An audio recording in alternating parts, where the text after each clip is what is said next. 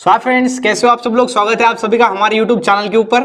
और हम देखेंगे chapter number first, reproduction in lower and higher plants का part number 2। Part number first के अंदर हमने क्या देखा था, असेक्सुअल रिप्रोडक्शन, उसके टाइप्स देखे थे और वेजिटेटिव प्रोपेगेशन देखा था। और इस पार्ट 2 के अंदर हम देखेंगे सेक्सुअल रिप्रोडक्शन। सेक्सुअल रिप्रोडक्शन कैसे होता है आखिर प्लांट्स के अंदर। अगर आपको कुछ भी पता नहीं है कि सेक्सुअल रिप्रोडक्शन प्लांट के अंदर कैसे होता है तो टेंशन मत लो, इस वीडियो के लास्ट तक आपको पूरा पता चल जाएगा कि सेक्सुअल रिप्रोडक्शन प्लांट्स के अंदर कैसे होता है, कौन होता है मेल यूनिट, कौन होता है फीमेल यूनिट प्लांट्स के अंदर।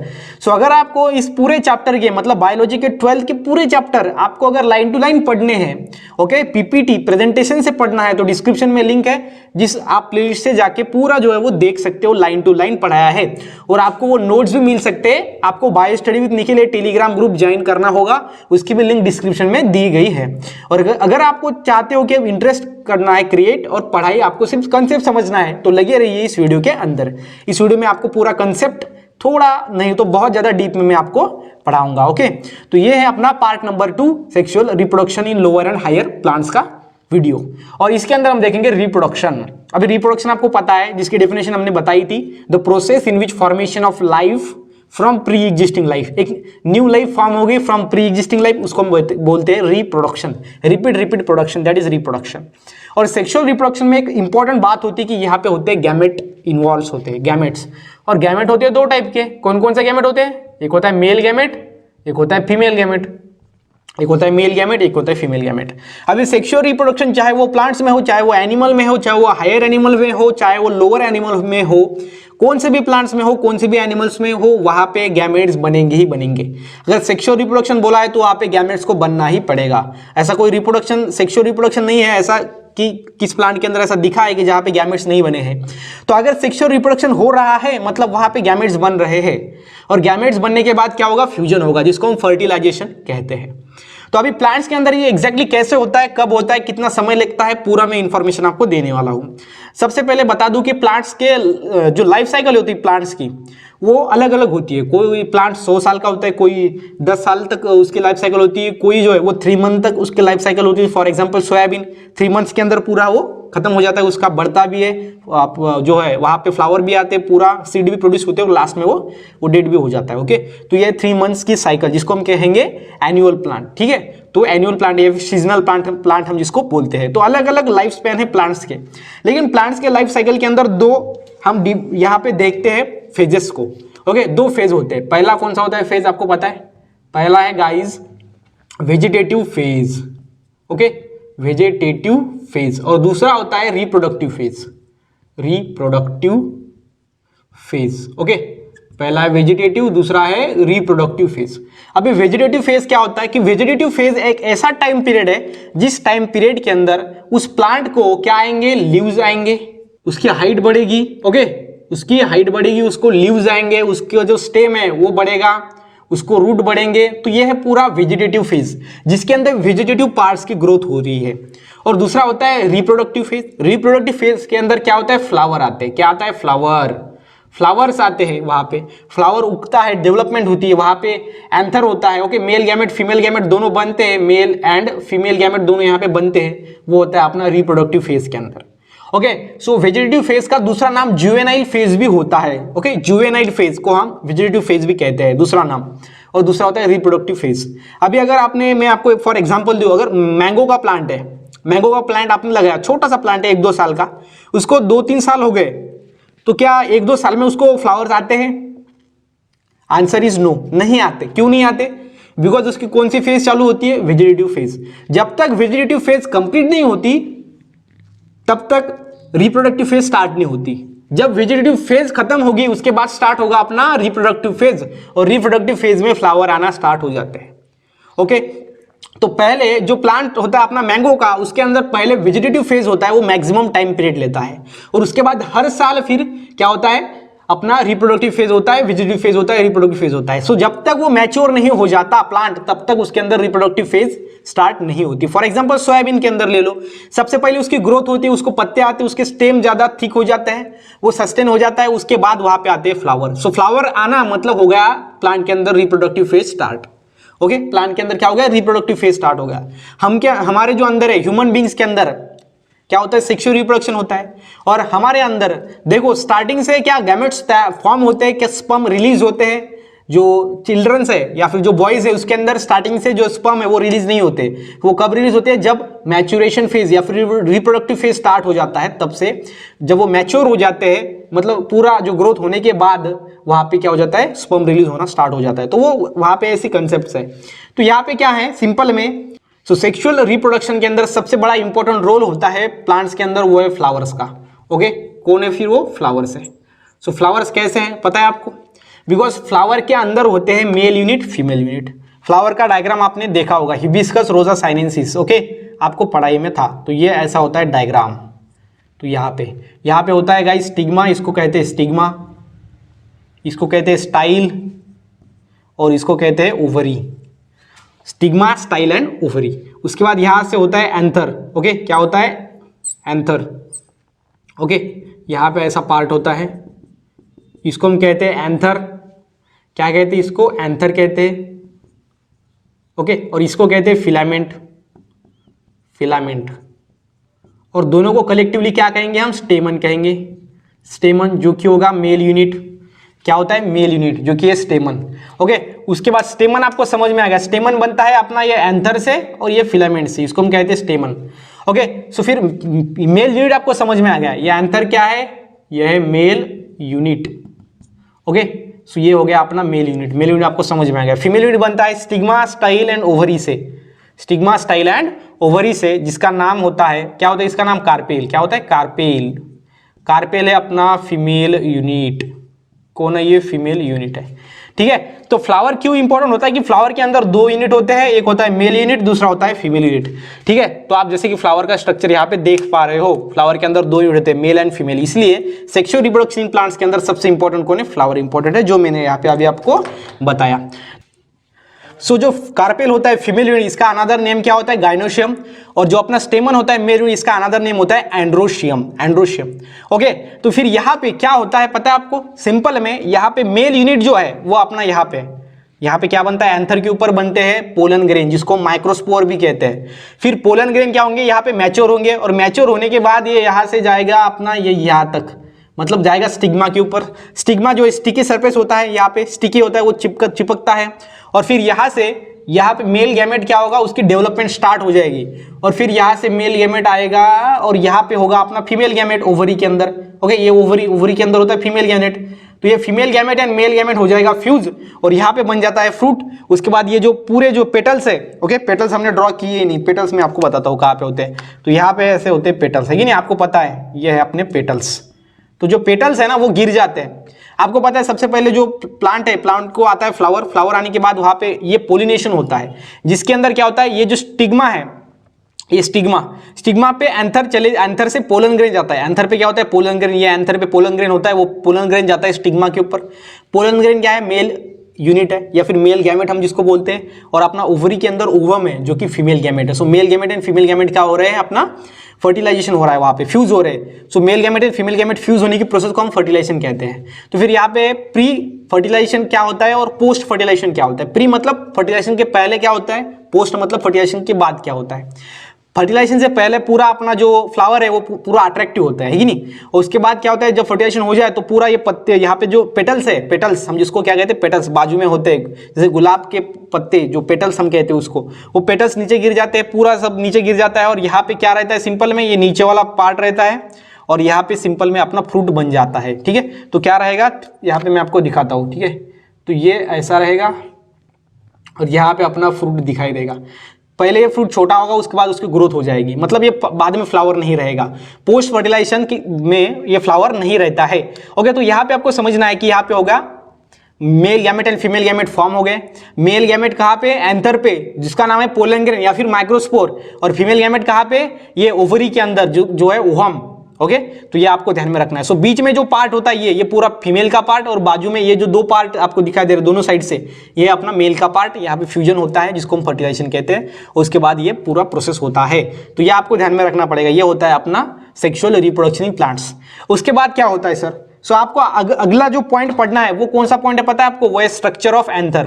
तो ये जो एंथर है ना, यहाँ पे ये एंथर का स्ट्रक्चर क्या होता है, कैसे होता है, तो वो है आपको पहला स्ट्रक्चर ऑफ एंथर, ठीक है, यहां पे लिखता हूं, पॉइंट पढ़ना है आपको, structure of anther, structure of anther. दूसरा क्या पढ़ना है, स्ट्रक्चर ऑफ एंथर हो गया कि उसके बाद टीएस ऑफ एंथर, मतलब ये एंथर के अंदर क्या होता है। हाँ, ये एंथर हमने पढ़ा, उसके बाद इसके अंदर क्या होता है, मतलब टीएस ऑफ एंथर, टीएस मतलब होता है ट्रांसवर्स सेक्शन।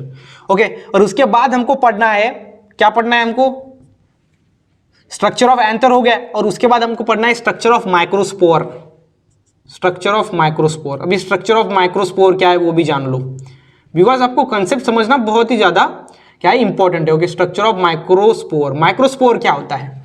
तो अभी हमने एंथर पढ़ा, एंथर का टीएस भी देखा, और ये एंथर के ऊपर होते हैं, क्या होते हैं इसके ऊपर, ऐसे इसके ऊपर होते हैं माइक्रोस्पोर। माइक्रोस्पोर का दूसरा नाम है पोलन ग्रेन, क्या होता है उसके ऊपर, पोलन ग्रेन होते हैं। तो वो फिर हम पोलन ग्रेन भी पढ़ेंगे। सबसे पहले हमने एंथर का स्ट्रक्चर पढ़ा, एंथर का टीएस देखा, उसके बाद वहां पे जो प्रेजेंट होता है माइक्रोस्पोर, उसका स्ट्रक्चर देखा, जो कि माइक्रोस्पोर का दूसरा ही नाम है पोलन ग्रेन। और लास्ट में आपको ये पूरा पढ़ने के बाद है डेवलपमेंट ऑफ मेल गैमेटोफाइट। क्या है, development of male gametophyte, development of male gametophyte, development of male gametophyte. तो मेल गैमेटोफाइट क्या है, सो जब यहां पे हमने पूरा पढ़ा, उसके बाद पोलन ग्रेन या फिर माइक्रोस्पोर कहां पे जाएगा, स्टिग्मा के ऊपर, और स्टिग्मा के ऊपर आने के बाद यहां पे जो प्रोसेस होती है वो होती है डेवलपमेंट ऑफ माइक्रोस्पोर। ओके, ध्यान में रखना, डेवलपमेंट ऑफ माइक्रोस्पोर होता है यहाँ पे स्टिग्मा के ऊपर, और डेवलपमेंट हो जाने के बाद वहां पे ऐसा ट्यूब लाइक स्ट्रक्चर फॉर्म होता है, एक्सटेंशन होता है, और उसके बाद ये यहाँ पे डेवलपमेंट होने के कारण फिर वहां पे ये ओवरी तक, मतलब ओवरी के अंदर क्या है, ओवम है, क्या है इसके अंदर, ओवम है, और वो ओवम तक पहुंच पाता है अपना मेल गैमेट, यहां जाके डेवलपमेंट होती है। ठीक है, तो ये आपको समझना है, ये पूरा अपना मेल का स्ट्रक्चर है। ओके, सबसे पहले structure of anther, TS of anther, उसके बाद स्ट्रक्चर ऑफ माइक्रोस्पोर या फिर पोलन ग्रेन, और उसके बाद यहाँ पे जो स्टिग्मा पे वो जाता है अपना male gamete, that is anther, anther से कौन जाता है, pollen grain, that is pollen grain, that is microspore, यहाँ पे जाने के बाद डेवलपमेंट होता है, और उसके बाद वो यहाँ पे जाके फर्टिलाइजेशन होता है। ओके, सो ये अपना फीमेल डेवलपमेंट, ये पूरा मेल का प्रोसेस है। उसके बाद आगे आता है कि यहाँ पे जो ओव्यूल है, इसको क्या कहते हैं, ओव्यूल, ओवरी, ओव्यूल। तो ये ओव्यूल का स्ट्रक्चर कैसे होता है वो आपको अगला पॉइंट है। उसके बाद डेवलपमेंट ऑफ फीमेल गैमेटोफाइट, अब मेल का काम हो गया, तो फिर यहाँ पे फीमेल में कैसे डेवलपमेंट होगी वो अलग पार्ट है।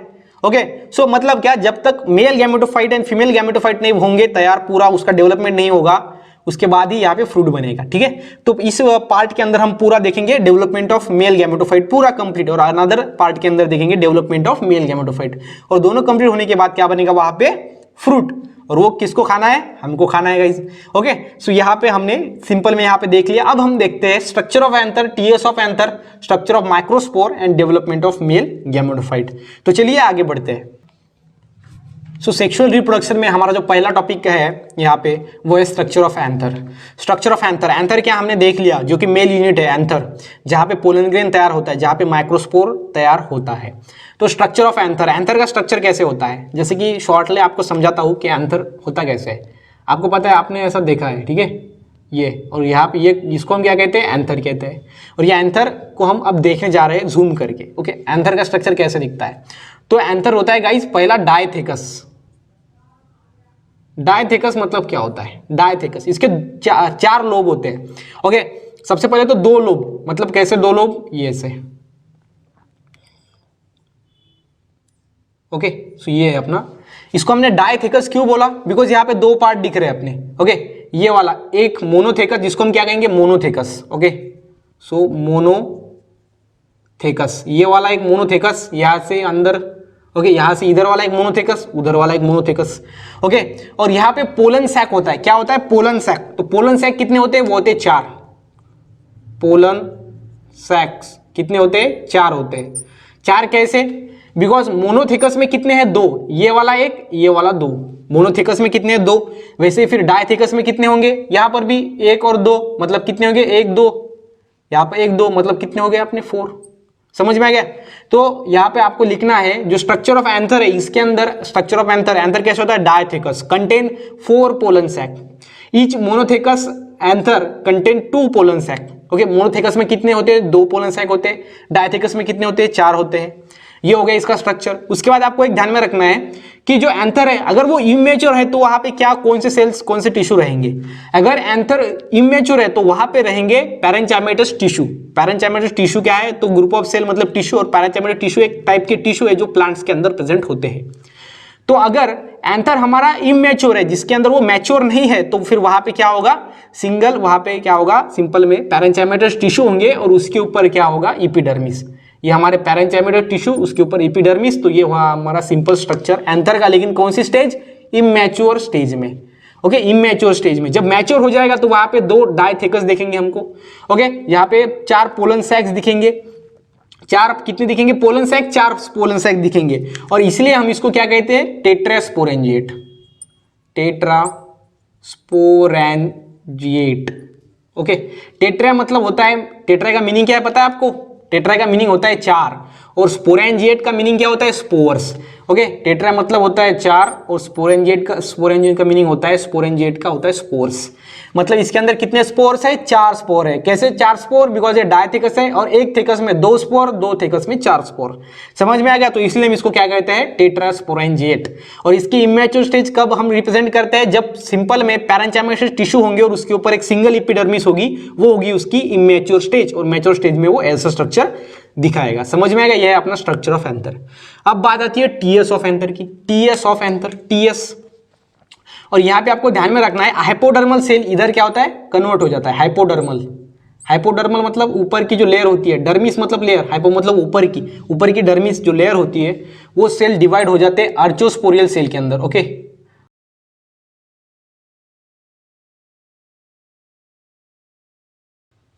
आर्चोस्पोरियल सेल के अंदर क्या होता है, वो डिवाइड होता है। ओके, हाइपोडर्मिस के सेल्स, हाइपोडर्मिस के सेल्स क्या होते हैं, वो आर्चोस्पोरियल सेल्स के अंदर डिवाइड हो जाते हैं, मतलब कन्वर्ट हो जाते हैं, ट्रांसफर हो जाते हैं। तो फिर यहाँ पे हम देखेंगे सेकंड वाला अपना जो पॉइंट है वो है स्ट्रक्चर ऑफ एंथर हो गया। अभी देखेंगे टीएस ऑफ एंथर। टीएस मतलब क्या होता है, transfer section of anther, TS of anther हम जिसको कहते हैं। अभी एंथर को हमने काट डाला। ओके, इसको एक एक देखा हमने, इसके ऊपर क्या लेयर, कौन से लेयर्स होते हैं, क्या होते हैं, वो है टीएस ऑफ एंथर के अंदर। और टीएस ऑफ एंथर के अंदर आपको यहाँ पे एक बात यहाँ पे समझना है कि यहाँ पे जो हाइपोडर्मल सेल थी वो ट्रांसफर हुई थी आर्चोस्पोरियल सेल के अंदर। और यहाँ पे जो टीएस ऑफ एंथर में यहाँ पे दिखाई देता है पहला पॉइंट कि आर्चोस्पोरियल सेल डिवाइड होती है 2 पार्ट के अंदर। ओके, आर्चोस्पोरियल सेल डिवाइड होती है 2 पार्ट के अंदर। तो यहाँ पे आपको ध्यान में रखना है, टीएस ऑफ एंथर के अंदर 2 हमारे आर्चोस्पोरियल सेल डिवाइड होते हैं। एक होता है आउटर वाली होती है प्राइमरी पैराइटल सेल, और इनर वाली होती है लेयर होती है sporogenous cell. Okay, inner sporogenous cell and outer primary parietal cell, ये 2 के अंदर डिवाइड करता है हमारा आर्चोस्पोरियल सेल। ओके, 2 लेयर बना दिए इसने। तो फिर बाद में जो पैराइटल सेल होता है, इसके पहले जान लेते हैं कि स्पोरोजिनस सेल का क्या काम होता है। स्पोरोजिनल सेल क्या बनाते हैं, स्पोरोजिनस टिश्यू बनाते हैं। ओके, स्पोरोजिनस सेल बहुत ज्यादा एक जगह पे आ गए और ग्रुप ऑफ सेल हम टिश्यू कहते हैं। तो स्पोरोजिनस सेल एक जगह पे आ गए बहुत सारे, तो उसको हम बोलेंगे स्पोरोजिनस टिश्यू, तो वो टिश्यू फॉर्म करते हैं। और पैराइटल सेल में होता है डिवीजन। ओके, यहाँ पे होता है डिवीजन, और ये 4 लेयर बनाते हैं। एंथर वॉल हम जिसको कहते हैं, एंथर वॉल। ओके, एंथर के वॉल बनाते हैं, और एंथर के वॉल होते हैं 4। कौन से होते हैं, 4 वॉल होते हैं। ओके, कौन कौन से, पहला होता है epidermis, endothecium, middle layer and tapetum. Okay, ये आपको ध्यान में रखना है। तो यहां पे मैं लिखता हूं सबसे पहला इपिडर्मिस, उसके बाद होता है एंडोथेशियम, उसके बाद होता है मिडल लेयर, उसके बाद होता है टैपेटम। ठीक है, समझ में आ गया। तो 4 लेयर बना रहे हैं हम, epidermis, endothecium, middle layer and tapetum. ये क्या है, हमारा एंथर वॉल है, जो parietal cell, primary parietal cell का डिवीजन होके बना है। इपिडर्मिस होता है आउटर वाली लेयर, आपको ध्यान में रखना है यहाँ पे। ओके, इपिडर्मिस होता है आउटर वाला लेयर, इपी मतलब एक्सटर्नल, डर्मिस मतलब लेयर, ये होता है आउटर वाला लेयर। इनर वाला लेयर कौन सा रहेगा, वो रहेगा ये वाला टैपेटम, सबसे अंदर। ओके, तो यहाँ पे आप देख सकते हो ये सबसे बाहर रहेगा हमारा इपिडर्मिस, उसके अंदर रहेगा एंडोथेशियम, देन रहेगा मिडल लेयर, और उसके अंदर रहेगा टैपेटम। ठीक है, तो ये आपको अच्छे से समझ लेना है। तो फिर यहाँ पे जो इपिडर्मिस है वो है आउटर, एंडोथेशियम उसके बाद का, ये सब आउटर मोस्ट। ओके, ये मिडल लेयर, और ये है टैपेटम। टैपेटम में आपको एक बात ध्यान में रखनी है, ये है न्यूट्रेटिव लेयर, न्यूट्रेटिव लेयर हम जिसको कहते हैं। Okay, nutritive layer. क्यों न्यूट्रिटिव? बिकॉज ये न्यूट्रिशन प्रोवाइड करने का काम करता है, इसलिए हम इसको टैपेडम को न्यूट्रिटिव लेयर कहते हैं। ये आउटर मोस्ट होती है, इसलिए ये कौन सी लेयर है? फिर इसको क्या कहेंगे? प्रोटेक्टिव। ओके, बिकॉज ये प्रोटेक्टिव है। बिकॉज हमारा जो हाउस है, हाउस सबसे बाहर जो वॉल कंपाउंड होता है वो किस लिए बनाते हैं? प्रोटेक्शन के लिए। आउटर वाली लेयर का क्या काम है? प्रोटेक्शन करने के लिए। तो वो यहाँ पे एपिडर्मिस क्या है? आउटर मोस्ट लेयर है अपने एंथर की, और एंथर की प्रोटेक्शन फिर कौन करेगा? एपिडर्मिस करेगा, तो इसलिए हम इसको प्रोटेक्टिव लेयर भी कहते हैं। उसके बाद जो एंडोथेशियम है ये बनता है रेडियली इलोंगेटेड सेल से। किससे बनता है ये बनता है रेडियली इलोंगेटेड सेल। ओके, लिखता हूं यहाँ पे रेडियली इलोंगेटेड सेल से बनता है अपना एंडोथेशियम। उसके बाद मिडल लेयर ये जो है वो 1 to 3 लेयर्ड का होता है। ओके, एक या फिर 2 लेयर का होता है अपना मिडल लेयर। सो ये आपको ध्यान में रखना है। ये पूरा इसका यहाँ पे बनाया मैंने, इसके लेयर भी बनाया, और इसका डायग्राम बहुत ज़्यादा इंपॉर्टेंट है। तो डायग्राम आपको, ये वाला डायग्राम आप आईएमपी समझ लो इसको, ये आ सकता है आपको एग्जाम में, आपको पूछा जा सकता है, तो वो आईएमपी डायग्राम है आपके लिए। तो फिर हमारा हो गया, क्या हो गया अपना? स्ट्रक्चर ऑफ एंथर हो गया, टीएस ऑफ एंथर हो गया। अभी लास्ट बचता है हमारा structure of pollen grain. Structure of pollen grain कैसा? बिकॉज हमने क्या देखा, ये हमारा सबसे पहले तो फ्लावर ऐसा होता है, आपको पता ही है फ्लावर। ओके, यहाँ पे होता है मेल यूनिट, फीमेल यूनिट, और यहाँ पे होता है अपना एंथर। ओके, ये वाला एंथर है, इसका स्ट्रक्चर भी हो गया, इसका हमने टीएस भी देखा। लेकिन इसके ऊपर क्या होते हैं? एंथर के ऊपर क्या होता है? वो होते हैं पोलन ग्रेन।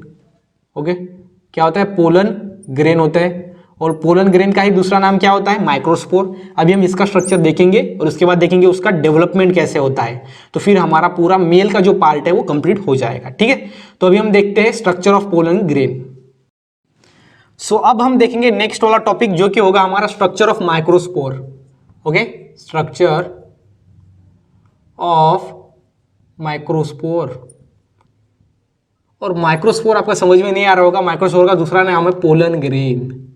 क्या है? Pollen grain. और ये पोलन ग्रेन कहाँ पे मिलता है पता है आपको? तो ये होता है एंथर के ऊपर। कहाँ पे होता है ये? एंथर। तो एंथर जो है वो यहाँ पे ऐसा होता है। सो जैसे स्ट्रक्चर ऑफ फ्लावर के अंदर हमने देखा था, ओके, ऐसा साइड में था हमारा, और यहाँ पे था अपना एंथर, और ये एंथर के ऊपर होते हैं पोलन ग्रेन, ऐसे डॉट डॉट वाले स्ट्रक्चर, जो कि पोलन ग्रेन या फिर माइक्रोस्पोर, जिसका स्ट्रक्चर हम देखने वाले हैं। अभी देखो, माइक्रोस्पोर के ऊपर 2 लेयर होते हैं, माइक्रोस्पोर के ऊपर या फिर पोलन ग्रेन के ऊपर 2 लेयर होते हैं, जिसको हम कहते हैं स्पोरोडर्म। क्या कहते हैं इसको? स्पोरोडर्म कहते हैं, स्पोरोडर्म। तो कलेक्टिवली दोनों लेयर को कलेक्टिवली हम कहेंगे स्पोरोडर्म। तो फिर दोनों का नाम क्या है सर? वो नाम भी बता देता हूं, चलो। ओके, सो 2 लेयर है, कौन कौन से? वो दोनों का नाम है, पहला है एक्साइन। क्या है? एक्साइन। और दूसरा है इंटाइन। क्या है? इंटाइन। तो एक्साइन आउटर होगी या फिर इनर होगी? कैसे बताओ आप? इंटाइन अंदर की होगी या फिर बाहर की? जैसे इसके नाम में है EX मतलब एक्सटर्नल, तो एक्साइन क्या होगी हमारी? एक्सटर्नल लेयर, ये वाली होगी एक्साइन। और उसके अंदर की जो लेयर होगी वो क्या होगी? इंटाइन। जैसे कि दिया गया है, इन मतलब अंदर का, एक्सटर्नल, EX मतलब एक्सटर्नल। ठीक है, तो ये आपको यहाँ पे समझ लेना है, एक्साइन एंड इंटाइन, ये दोनों लेयर, और ये दोनों लेयर को कलेक्टिवली कहते हैं स्पोरोडर्म। तो फिर एक्साइन किससे बनती है? किस केमिकल से बनती है? और इंटाइन किस केमिकल से बनती है? ये भी आपको मालूम होना चाहिए। तो जो एक्साइन है गाइस, वो बनती है स्पोरोपोलेनिन से, स्पोरोपोलेनिन।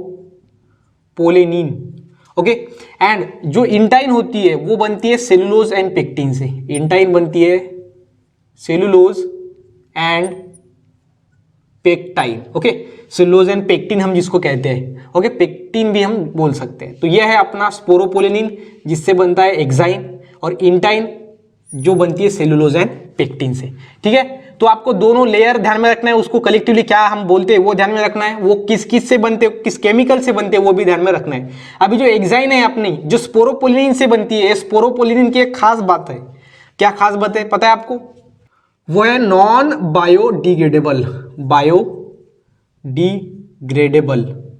नॉन बायोडिग्रेडेबल का मतलब क्या होता है कि वो एनवायरमेंट में डिग्रेड नहीं हो सकता। ओके, मतलब अगर पोलन ग्रेन अगर नीचे जमीन पर गिर गया तो वो डिस्ट्रॉय नहीं होगा। ओके, बिकॉज उसके ऊपर कितना भी हम टेम्परेचर डालें या फिर ये एनवायरमेंट में डिग्रेड नहीं हो सकता। फिर इसको कौन डिग्रेड कर सकता है पता है आपको? कौन कर सकता है? तो इसका एक बताता हूं, जैसे मैंगो है या फिर हिबिस्कस रोजा साइनेंसिस है, जिसको हम जासवंत कहते हैं, चाइना रोज कहते हैं। सो चाइना रोज के अंदर जो स्टिग्मा है उसके ऊपर क्या होता है? पोलन ग्रेन होता है। तो पोलन ग्रेन स्टिग्मा के ऊपर जाता है, ये ऐसा स्टिग्मा होता है ना, तो जब पोलन ग्रेन स्टिग्मा के ऊपर जाएगा तब उसके ऊपर की जो लेयर है एक्साइन तभी ब्रेक होगी, अनलेस उसको कोई भी ब्रेक नहीं कर सकता। ये नॉन बायोडिग्रेडेबल है, इन्वायरमेंट के अंदर वो डिग्रेड नहीं होता। वो कौन डिग्रेड करता है? उसी सेम स्पीसीज का स्टिग्मा उसको डिग्रेड कर सकता है। ये आपको ध्यान में रखना है अच्छी तरीके से, समझ में आ गया? तो ये है एक्साइन जो कि स्पोरोपोलिन से बनती है और नॉन बायोडिग्रेडेबल है, बिकॉज अगर ऐसा ही डिग्रेड हो गया तो वो डिस्ट्रॉय हो जाएगा ना हीट से या फिर वाटर से, तो उसको सिर्फ एक ही डिग्रेड कर सकता है, वो जब ये स्टिग्मा के ऊपर जाएगा और यहाँ पे स्टिग्मा के ऊपर जो लिक्विड होगा वही उसके ऊपर की लेयर को ब्रेक कर सकता है, बिकॉज उसके अंदर क्या है? अपने गैमेट्स है। ओके, उसके बाद ये क्या होगा? ऐसे यहाँ पे डेवलपमेंट होगा, जो कि हमारा अगला नेक्स्ट टॉपिक है वो हम देखेंगे। तो यहाँ पे अपना हो गया, ये तीनों पॉइंट हो गया। अभी लास्ट में एक पॉइंट आपको ध्यान में रखना है जो कि है जर्म पोर्स का, जर्म स्पोर्स। सो जर्म पोर्स क्या होते हैं? अभी यह है अपनी एक्साइन और यह है अपनी इंटाइन। तो एक्साइन में कभी कभी क्या है, ऐसे थीन एरिया शो होते हैं। ओके, थीन एरियाज। तो यहाँ पे एरिया थीन है। ओके, ये ऐसे इरेज कर देंगे हम इसको, तो यहाँ पे थीन एरिया हमको दिखेगा। तो ये थीन एरिया क्यों दिखता है पता है आपको? इसको हम क्या कहते हैं? इसको हम कहते हैं जर्म पोर्स। जर्म पोर्स क्यों कहते हैं? कि समटाइम जो एक्साइन होती है वो कहाँ पे थिन हो जाती है, थिन।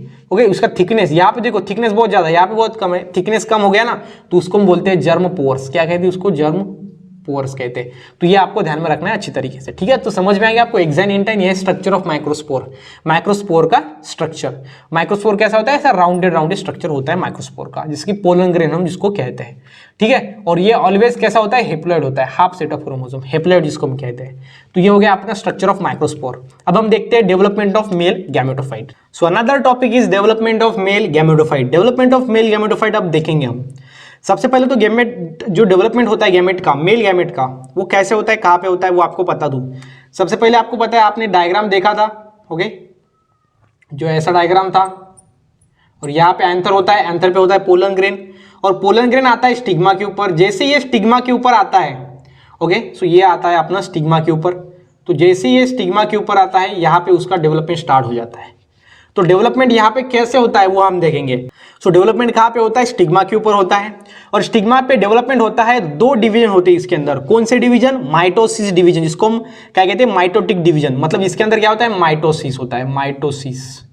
ओके, ये ध्यान में रखना है आपको, क्या होता है? माइटोसिस होता है, माइटोसिस। और जिसके अंदर एक सेल से दो सेल बनते हैं और जिसके अंदर क्रोमोसोम नंबर सिमिलर होता है वो होता है माइटोसिस। सेल डिवीजन के दो टाइप होते हैं, एक होता है माइटोसिस, एक होता है मियोसिस, आपको पता ही होगा। तो ये अपना माइटोसिस यहाँ पे दो बार होता है। तो पहले बार ये अपना क्या है? ओके, ये क्या है? पोलन ग्रेन है। और ये कहाँ पे आके पहुंचा है? ये कहाँ पे आया है पोलन ग्रेन? ये आया है अपना स्टिग्मा के ऊपर, ठीक है? तो यहाँ पे ऐसा ड्रॉ करेंगे, तो ये आया अपना स्टिग्मा के ऊपर। नीचे पूरा अपना स्टाइल होगा, ओवरी होगा, वो अलग वाला पार्ट आया है एंथर। अपना एंथर से पोलन ग्रेन रिलीज हुआ है और आया है स्टिग्मा के ऊपर। स्टिग्मा के ऊपर ये अपना पोलन ग्रेन आया है। पोलन ग्रेन की दो वाल होती है, आपको पता है। ऊपर वाली क्या होता है? इसको एक्साइन कहते हैं, और अंदर वाली क्या होती है? इंटाइन होती है। सो आउटर वाली कौन सी होती है? एक्साइन। अंदर वाली कौन सी होती है? इंटाइन, जो आपने देखा था, हमने देखा था पिछले वाले टॉपिक में। सो स्ट्रक्चर ऑफ माइक्रोस्पोर ने हमने वो देखा था, ठीक है? तो ये दोनों लेयर आपको पता है। तो यहाँ पे सबसे पहले इसके अंदर होता है डिवीजन, और वो कौन सा डिवीजन होता है? माइटोसिस। यहाँ पे होता है फर्स्ट माइटोसिस, होता है यहाँ पे डिवीजन, जिसको माइटोटिक डिवीजन कहते हैं। तो फर्स्ट माइटोटिक डिवीजन हुआ, और एक सेल से कितने सेल बन गए? दो सेल बन गए। कौन से दो सेल? पहला बन गया अपना वेजिटेटिव सेल, दूसरा बन गया जनरेटिव सेल। समझ में आ गया? तो डेवलपमेंट कब स्टार्ट हो जाता है? जब पोलन ग्रेन, मतलब कि माइक्रोस्पोर स्टिग्मा के ऊपर आता है, तब डेवलपमेंट स्टार्ट हो जाता है। उसके अंदर होता है फर्स्ट माइटोटिक डिवीजन, जिसके अंदर दो सेल बन जाते हैं। पहला है बिगर वेजिटेटिव सेल, बड़ा वाला वेजिटेटिव सेल, स्मॉलर छोटा cell generative cell, smaller generative cell, bigger vegetative cell, ठीक है? समझ में आ गया? तो यहां तक आ गया अपना पहला डिवीजन। उसके बाद आगे बढ़ो, आगे होता है यहाँ पे, ये हमारा स्ट्रक्चर आपको पता ही है। तो फिर यहाँ पे सेकंड डिवीजन होता है। क्या होता है? Second division, second division. और सेकंड डिवीजन जो है वो कंसर्न होता है सिर्फ जनरेटिव सेल। सो सेकंड जो डिवीजन होता है वो सिर्फ और सिर्फ जनरेटिव सेल के अंदर होता है, और इसलिए ये जो जनरेटिव सेल है यहाँ पे, वो दो इसके अंदर डिवाइड होती है, ठीक है? यहाँ पे देखो, यहाँ पे डिवीजन हो रहा है, उसके बाद ये दो इसके अंदर डिवाइड हो रही है। ये क्या है? जनरेटिव सेल है, सेकंड माइटोटिक डिवीजन हम जिसको कहेंगे। सो फर्स्ट वाला माइटोटिक डिवीजन हुआ अपना ये पोलन ग्रेन के अंदर सेकंड वाला जो है 2 सेल बने हमको, पहला डिवीजन होने के बाद 2 सेल मिले, तो दूसरा जो डिवीजन होगा वो वेजिटेटिव सेल के अंदर नहीं होगा, वो होगा सिर्फ और सिर्फ जनरेटिव सेल के अंदर। और जनरेटिव सेल के अंदर सेकंड माइटोटिक डिवीजन होने के बाद 2 हमको क्या मिल गए, मेल गैमेट मिलेंगे। क्या मिलेंगे, 2 मेल गैमेट, जिसको हम क्या कहेंगे, मेल गैमेट कहेंगे।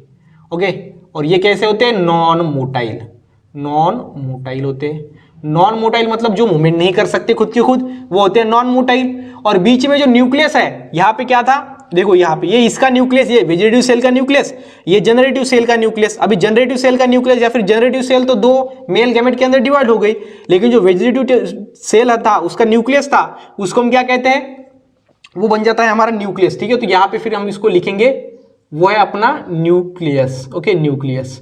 और उसके बाद लास्ट में स्ट्रक्चर कैसा बनता है मैं आपको बताता हूं। स्ट्रक्चर ऐसा बनता है कि यहाँ पे ये होती है अपनी सेल, यहाँ पे इसको मैं ब्रेक करके आपको बता देता हूं। यहां से एक बनता है ऐसा ट्यूब निकल के आता है, क्या निकल के आता है, ऐसा ट्यूब, और यहाँ पे आ गया अपना ट्यूब। ठीक है, तो यहाँ पे मैं आपको कलर का पेन लेता हूं ताकि समझ में आ सके आपको। ये अपना बना है ट्यूब। तो ट्यूब ये बनने के बाद यहाँ पे पहले तो 2 मेल गैमेट है, और ये बीच में जो न्यूक्लियस था, ये वाला न्यूक्लियस, उसको हम क्या कहेंगे, फिर ये ट्यूब में है तो इसको क्या कहेंगे आप, ट्यूब न्यूक्लियस। क्या कहेंगे, tube nucleus. Okay, tube nucleus. और 2 क्या होंगे, नॉन मोटाइल मेल गैमेट। ये है 2 मेल गैमेट। ओके, 2 mg हम जिसको कहेंगे 2 मेल गैमेट, शॉर्टकट में mg लिखा है। तो ये 2 मेल गैमेट, और ये बनेगा अपना स्ट्रक्चर जो कि ये ट्यूब न्यूक्लियस। और ये ट्यूब न्यूक्लियस फॉर्म हो गया, मतलब यहाँ पे डेवलपमेंट हो गई, और ये नीचे आएगा और किसके साथ फ्यूज हो जाएगा, वो फ्यूज हो जाएगा ओहम के साथ। नीचे क्या है, ओहम है। इसलिए यहाँ पे आने के बाद वहां पे डेवलपमेंट होती है। डेवलपमेंट होने के बाद ये वाली स्टेज, उसके बाद ये वाली, उसके बाद ये वाली, मतलब ये यहाँ पे डिवीजन होने के लिए बता दिया है सिंपल में। उसके बाद यहाँ पे, और यहाँ पे नीचे से ऐसा ट्यूब न्यूक्लियस फॉर्म होता है, जो मैंने आपको यहाँ पे बता दिया, बिकॉज ये यहाँ पे क्या है, अपना स्टिग्मा है। उसके बाद ये क्या होगा, एक ऐसा ट्यूब न्यूक्लियस फॉर्म होगा, और फिर ये मेल गैमेट, और यहाँ पे 2 मेल गैमेट और 1 ट्यूब न्यूक्लियस नीचे जाएगा, और कहाँ पे फ्यूज हो जाएगा, ओव्यूल के अंदर। और वो फ्यूज कैसे होता है वो हम देखेंगे अगले वाले पार्ट में, जो कि होगा हमारा development of female gametophyte and fertilisation. ठीक है, तो ये मेल गैमेटोफाइट आपको समझ में आ गया। एंथर देखा, स्टीगस ऑफ एंथर देखा, स्ट्रक्चर ऑफ माइक्रोस्पोर देखा, and development of male gametophyte देखा। जब वो स्टिग्मा के ऊपर जाता है तब उसकी डेवलपमेंट स्टार्ट हो जाती है। लास्ट में ऐसा वो स्ट्रक्चर बनाता है जिससे वो मेल गैमेट ओवम तक, ओव्यूल तक जा पाते हैं। स्टिग्मा तो ऊपर वाला पार्ट है ना, तो उसको नीचे जाना है, तो उसको नीचे जाने के लिए वहां पे डेवलपमेंट करनी पड़ती है। और यहाँ पे पहला जो अपना हमने देखा था, क्या देखा था, अपना माइक्रोस्पोर पोलन ग्रेन, उसके अंदर मेल गैमेट थे क्या, नहीं थे। उसके अंदर क्या न्यूक्लियस था क्या, नहीं था। तो फिर वहां पे बनाना पड़ेगा ना हमको मेल गैमेट, बिकॉज वहां पे जाने के बाद मेल गैमेट लगेंगे ना फ्यूज करने के लिए। तो फिर यहाँ पे डेवलपमेंट जो होती है उसके अंदर क्या बनाए जाते हैं, मेल गैमेट, और एक बनाया जाता है न्यूक्लियस, जो कि ट्यूब न्यूक्लियस हम जिसको कहते हैं, आफ्टर ये ट्यूब फॉर्म होने के बाद। ओके, इसलिए यहाँ पे 2 न्यूक्लियस, एक न्यूक्लियस और 2 male gamete, non motile male gamete बनाए जाते हैं, और एक ट्यूब फॉर्म की जाती है। और ये पूरा प्रोसेस होता है स्टिग्मा के ऊपर, जिसको हम कहते हैं डेवलपमेंट ऑफ मेल गैमेटोफाइट। एक आसान भाषा के अंदर मुझे लगता है कि आपको समझ में आ गया होगा।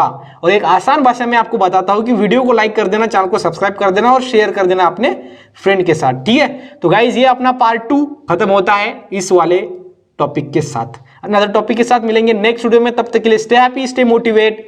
Thank you so much.